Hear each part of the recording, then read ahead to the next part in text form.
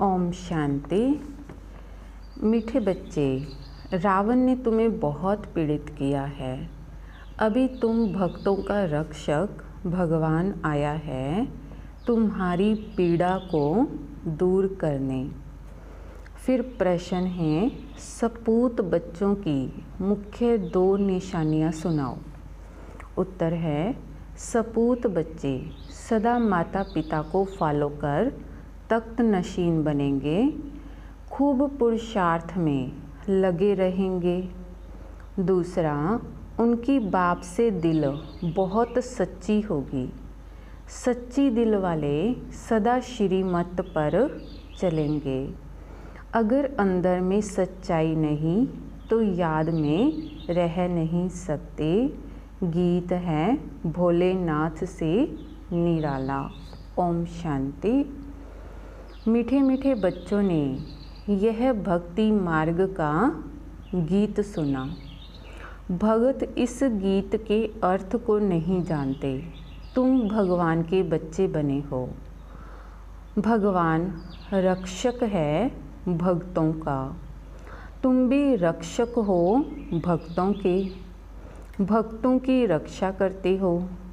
कौन सी आफत है जो भगत रक्षा करने के लिए भगवान को बुलाते हैं। भक्तों को रावण का बहुत दुख है। रावण संप्रदाय पीड़ित है दुखों से, तो भोलानाथ को याद करते हैं। वह है रावण संप्रदाय और यह है राम संप्रदाय। भक्तों को यह पता ही नहीं है कि हमारा रक्षक कौन है। भल गाते हैं भोलानाथ रक्षक है, परंतु वह क्या रक्षा करते हैं यह नहीं जानते। तुम बच्चे अब समझते हो कि भोलानाथ शिव बाबा ही बिगड़ी को बनाने वाला है। दुनिया को तो पता नहीं है कि भगवान किसको कहा जाता है। भगवान का पता हो तो फिर भगवान की रचना के आदि मध्य अंत का भी पता हो। न भगवान को जानते न रचना का पता है। इसलिए ऐसे मनुष्य संप्रदाय को ब्लाइंड भी कहा जाता है। दूसरे तरफ तुम हो जिनको दिव्य दृष्टि मिली है। अब तुम्हारा नाम ही है ब्रह्मा कुमार कुमारियाँ। बोर्ड पर भी नाम लगा हुआ है ब्रह्मा कुमारी ईश्वरीय विश्वविद्यालय। सिर्फ ब्रह्मा कुमारियाँ हो नहीं सकता, प्रजापिता ब्रह्मा है ना। तो पिता के पास बच्चे और बच्चियाँ दोनों होते हैं। प्रजापिता ब्रह्मा को ही इतने ढेर बच्चे हो सकते हैं, तो समझना चाहिए यह बेहद का पिता है। यह भी जानते हैं ब्रह्मा विष्णु शंकर को रचने वाला बाप ही है, जिसको निराकार कहा जाता है। तो यह हो गया बेहद का बाप।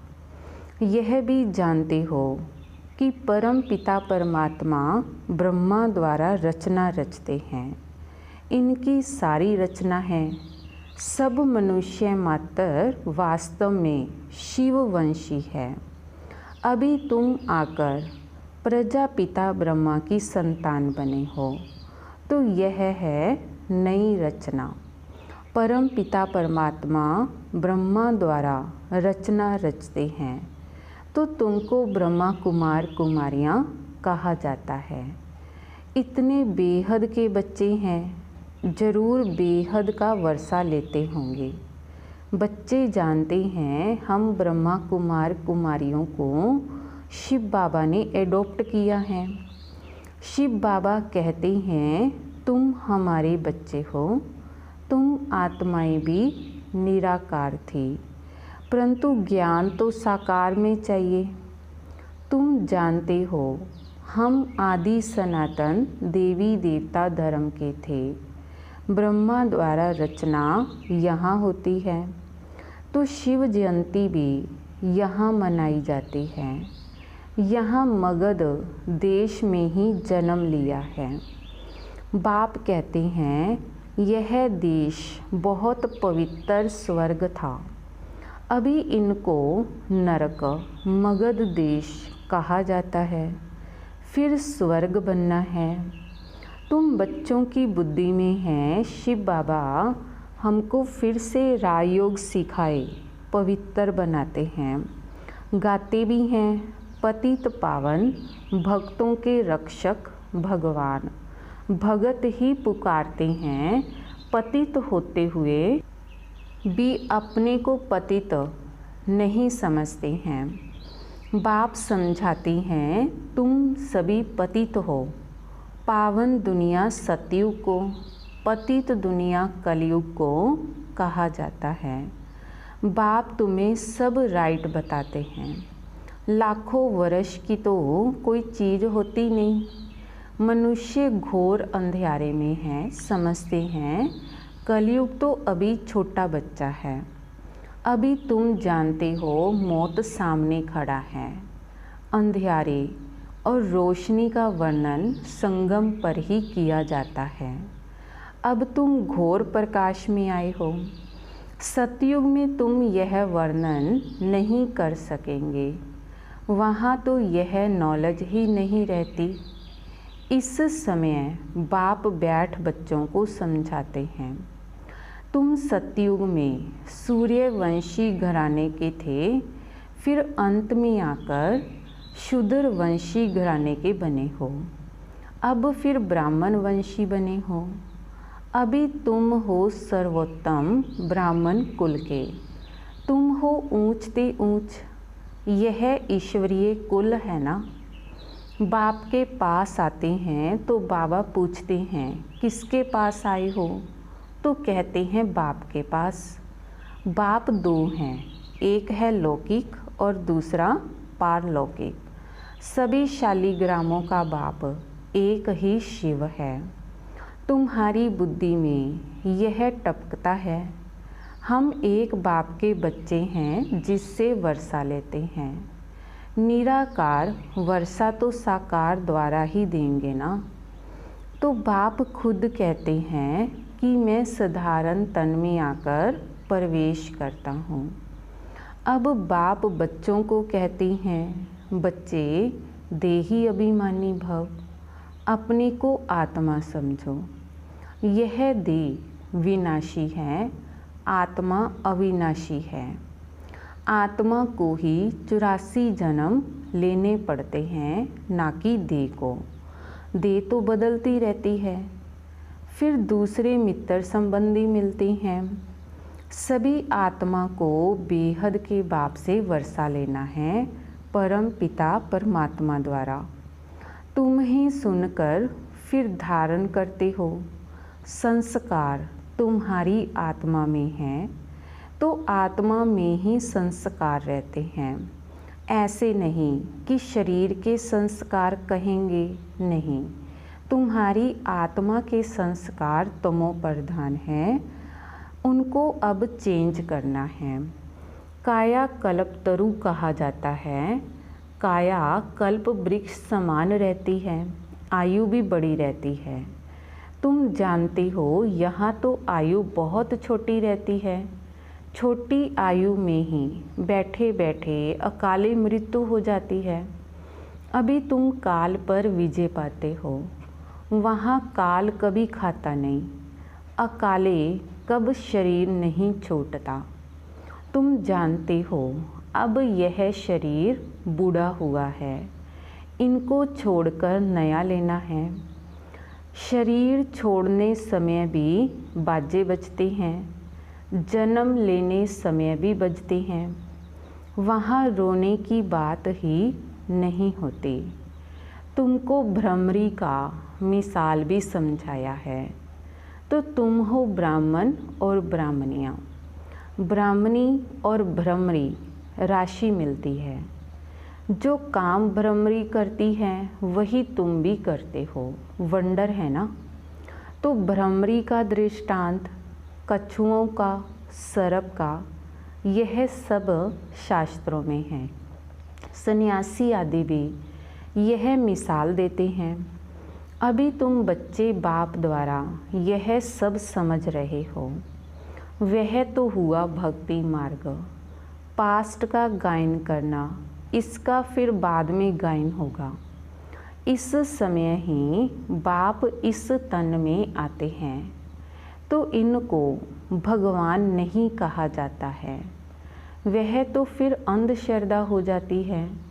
ऐसे भी मनुष्य हैं जो राम को, कृष्ण को भगवान समझते हैं।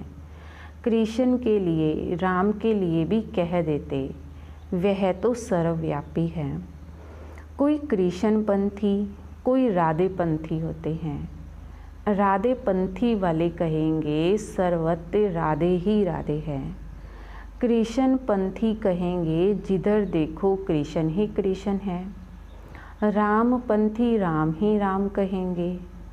समझते हैं राम कृष्ण से बड़ा है, क्योंकि राम को त्रेता में और कृष्ण को द्वापर में ले गए हैं। कितना अज्ञान है। अब बाप तुम बच्चों को समझा रहे हैं।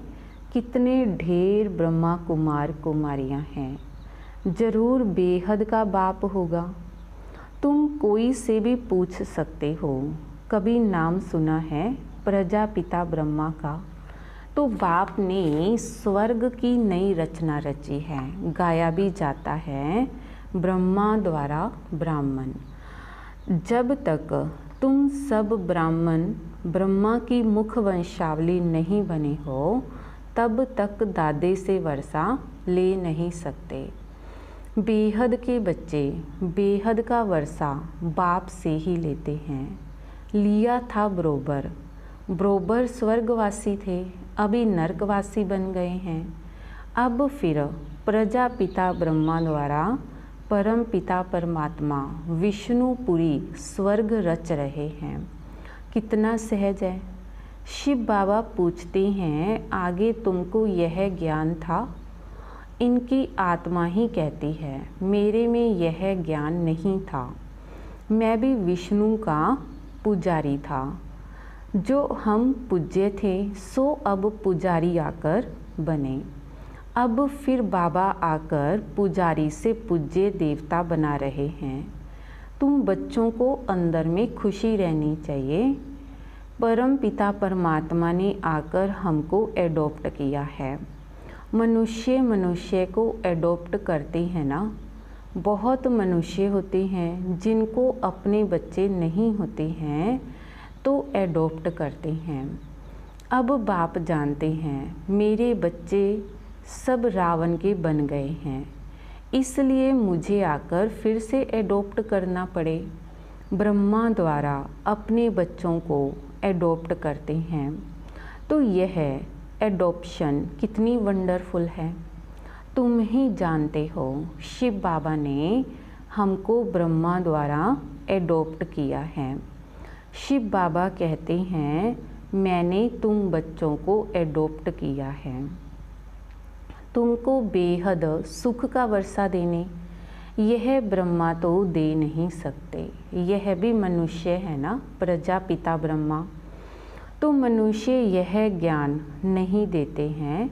ज्ञान का सागर निराकार परम पिता परमात्मा ही बैठ यह ज्ञान देते हैं। तो ब्रह्मा को अथवा विष्णु को ज्ञान सागर नहीं कहा जाता। इन तीनों की महिमा अलग है। ज्ञान सागर पतित पावन एक बाप है। सारी दुनिया के मनुष्य मात्र उनको बुलाते हैं। अंग्रेजी में भी कहते हैं वह लिबरेटर है। जिससे दुख मिलता है उससे लिबरेट किया जाता है। तो बाप भी यहाँ आकर रावण से लिबरेट करते हैं। रावण राज्य भी यहाँ हुआ है। यहाँ ही रावण को जलाते हैं। जलाकर फिर कहते हैं सोने की लंका लूटने जाते हैं। उनको तो कुछ पता नहीं है रावण क्या चीज़ है, कब का यह दुश्मन है। समझते हैं राम की सीता चुराई गई, यह नहीं समझते कि हम सब सीताएं हैं, हम रावण की जेल में फंसी हुई हैं। यह ज्ञान किस में भी नहीं है, कथाएं बैठ सुनाते हैं। शिव बाबा कहते हैं, मैं दूर देश का रहने वाला आया हूँ इस देश पर आए। यह पतित दुनिया पुरानी है ना, तो यह है रावण की दुनिया। बुलाते भी हैं, हे बाबा आओ, हम पतित बन गए हैं। बाप कहते हैं, हमको पावन बनाने इस पतित दुनिया में आना पड़ता है, और मुझे आना भी इस तन में है जो पहले नंबर में पावन था। जो सुंदर था वही अब श्याम बना है। कितनी वंडरफुल बातें हैं। कृष्ण को श्याम सुंदर क्यों कहते हैं, यह किसको पता नहीं है। क्या एक कृष्ण को ही सर्प ने डसा? सतयुग में थोड़ा ही सर्प आदि होते हैं। बाप कहते हैं, यह अंतिम जन्म मेरे कारण पवित्र बनो, तो पवित्र दुनिया का मालिक बनेंगे। सिर्फ मुझे याद करो और पवित्र बनो। अलफ को याद करो तो बेबादशाही तुम्हारी है। यह है सहज राजयोग, सहज राजाई। बच्चा पैदा हुआ और वर्षे का हकदार बना। यहाँ भी बच्चे जानते हैं कि हम बाप के बने हैं, तो स्वर्ग की राजाई के हम हकदार हैं। अब बाप कहते हैं, सतो प्रधान से तुम तमो प्रधान बन गए हो, फिर सतो प्रधान बनना है। योग और ज्ञान सिखाने में 1 सेकंड लगता है। बच्चा पैदा हुआ और वारिस निश्चय किया। तुम बाप के बने हो तो राजधानी का वर्षा तुम्हारा है, परंतु राजा रानी सब तो नहीं बनेंगे। तो यह है राजयोग। राजा रानी, प्रजा, साहूकार, गरीब सब चाहिए इस रुद्र, इसीलिए रुद्रमाला भी बनी हुई है। जो भक्ति मार्ग में जपते हैं, तुम जानते हो हम राजयोग सीखने आए हैं। माता पिता को फॉलो कर पहले सूर्यवंशी चंद्रवंशी बनेंगे। सपूत बच्चे वह हैं जो माता पिता को फॉलो कर तख्त नशीन बने। पुरुषार्थ खूब करना चाहिए। बाप कहते हैं, मुझे याद करो, तो करते नहीं, श्रीमत पर चलते नहीं, अंदर सच्चाई नहीं है। दिल सच्ची हो तो श्रीमत पर चलते, बाप को याद करते रहें। श्रीमत पर ही तुमको दादे से वर्षा मिलता है। ब्रह्मा स्वर्ग का वर्षा दे नहीं सकते। दादे की कमाई पर पोते का हक रहता है। बाप की कमाई के बच्चे भागीदार बनते हैं तो हकदार हैं। यहाँ तुमको शिव बाबा से वर्षा मिलता है। ज्ञान रतन बाप से ही मिलते हैं। तुम जानते हो हम ब्राह्मण ही, सो फिर देवी देवता बनेंगे। जगत अम्बा कौन है, बाप समझाते हैं। यह ब्राह्मणी थी, ज्ञान ज्ञानेश्वरी थी, फिर राज राजेश्वरी बनती है। तुम भी ऐसे ही बनते हो। अच्छा, मीठे मीठे सिक्की लदे बच्चों प्रति माता पिता बाप दादा का याद प्यार और गुड मॉर्निंग। रूहानी बाप की रूहानी बच्चों को नमस्ते। रूहानी बच्चों की रूहानी बाप दादाजी को याद प्यार, गुड मॉर्निंग, नमस्ते, शुक्रिया बाबा, शुक्रिया। फिर धारणा के लिए मुख्य सार है। धारणा के लिए मुख्य सार हैं। पहला है, आत्मा में जो तमो प्रधानता के संस्कार हैं उन्हें याद के बल से चेंज करना है, सतो प्रधान बनना है। दूसरा है, बाप से राजाई का वर्षा लेने के लिए सदा सपूत बच्चा बन श्रीमत पर चलना है। सच्चे बाप से सच्चा रहना है। माता पिता को पूरा फॉलो करना है। ज्ञान रत्नों का दान करते रहना है। वरदान है, सहयोग की शक्ति से असहयोगियों को सहयोगी बनाने वाले बाप समान परोपकारी भव। सहयोग की शक्ति से असहयोगियों को सहयोगी बनाने वाले बाप समान परोपकारी भव। सहयोगियों के साथ सहयोगी बनना यह कोई महावीरता नहीं है, लेकिन जैसे बाप अपकारियों पर उपकार करते हैं, ऐसे आप बच्चे भी बाप समान बनो। कोई कितना भी असहयोगी बने, आप अपने सहयोग की शक्ति से असहयोगी को सहयोगी बना दो। ऐसे नहीं सोचो कि इस कारण से यह आगे नहीं बढ़ता है। कमज़ोर को कमज़ोर समझकर छोड़ ना दो, लेकिन उसे बल देकर बलवान बनाओ। इस बात पर अटेंशन दो तो सर्विस के प्लान्स रूपी जेवरों पर हीरे चमक जाएंगे, अर्थात सहज प्रत्यक्षता हो जाएगी।